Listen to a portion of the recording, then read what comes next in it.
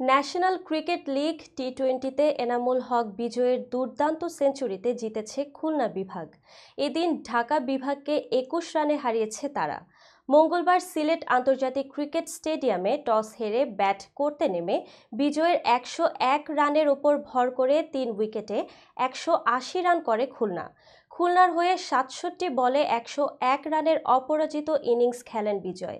শেষ পর্যন্ত ক্রিজ আগলে রেখে ১০টি ৪ ও ৫টি ছক্কা হাঁকান খুলনার এই ওপেনার। এছাড়া বিজয়ের সঙ্গে লড়াই করেন নুরুল হাসান সোহানও। ২৩ বলে ৩৪ রানের অপরাজিত ইনিংস খেলেন এই উইকেটরক্ষক ব্যাটার।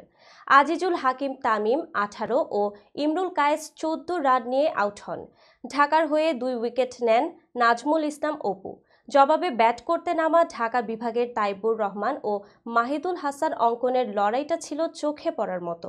তবে পঞ্চম উইকেটে ৮৯ রানের জুটিতেও দলের জয় ছিনিয়ে নিতে পারেননি তারা। তাইবুর ৪১ বলে ৬৩ রান করেন।